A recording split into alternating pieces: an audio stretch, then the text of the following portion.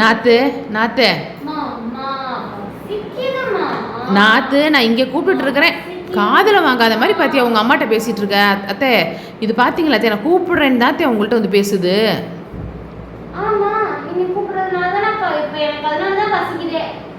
அப்படின்னா வந்து வேலை செய்வா, அடுப்பில் வா, ஆளுக்கு ஒன்று செஞ்சு தான் சீக்கிரம் டிஃபன் செஞ்சு சாப்பிட முடியும். வா கூட மாட செய், வா நாத்து.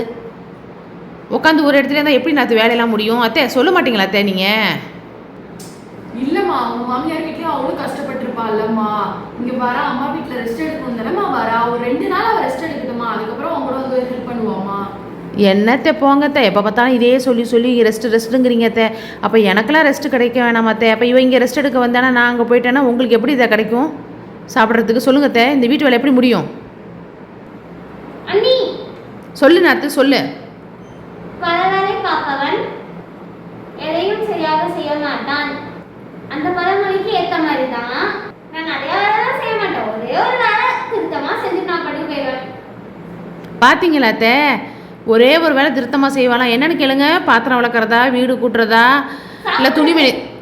பார்த்தீங்களா அத்தை, சாப்பிட்ற ஒரு வேலை தானே அத்தை, அதை மட்டும் திருத்தமாக செய்வாலாம். ஏன்னா மற்ற எல்லா வேலையும் செஞ்சாக்க திருத்தமாக செய்ய முடியாதான் அத்தை.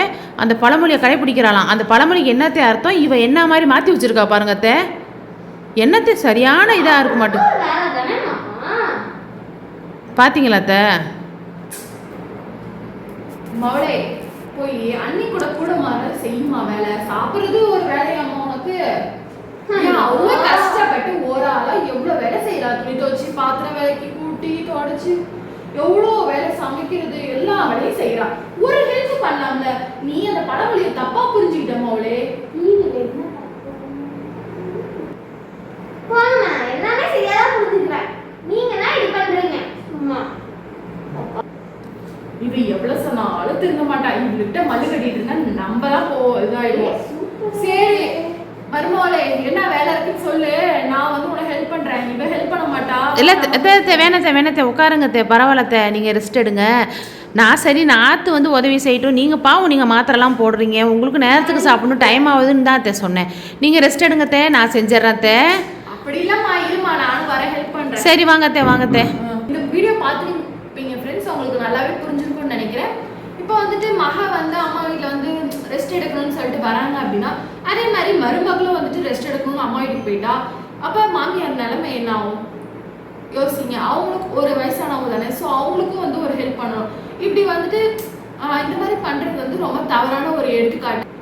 அப்படி சப்போஸ் மகா வீட்டுக்கு வந்தாலும் சரி, ஒரு அன்னைக்கு ஒரு ஒத்தாசையா இரு, கொஞ்சம் வேலையாவது செய்ய அப்படின்னு சொல்லி நீங்கள் சொல்லுங்கள். அதை விட்டுட்டு நீ ரெஸ்ட் எடு அப்படின்னு சொல்லிட்டு நம்மளே என்கரேஜ் பண்ணோம் அப்படின்னா அந்த மாதிரி குடும்பத்தில் வந்துட்டு நிலமாகும். ஸோ மகா வந்தாலும் சரி கொஞ்சம் வேலை செய்ய அப்படின்னு சொல்லி பழகுங்க. ஓகே ஃப்ரெண்ட்ஸ், இந்த வீடியோ பிடிச்சிருந்தா லைக் பண்ணுங்க, ஷேர் பண்ணுங்க, கமெண்ட் பண்ணுங்க, சப்ஸ்கிரைப் பண்ணுங்க, மறக்காம அந்த பெல் ஐகானை தட்டி விடுங்க ஃப்ரெண்ட்ஸ். தேங்க்ஸ் ஃபார் வாட்சிங் திஸ் வீடியோ ஃப்ரெண்ட்ஸ். பை.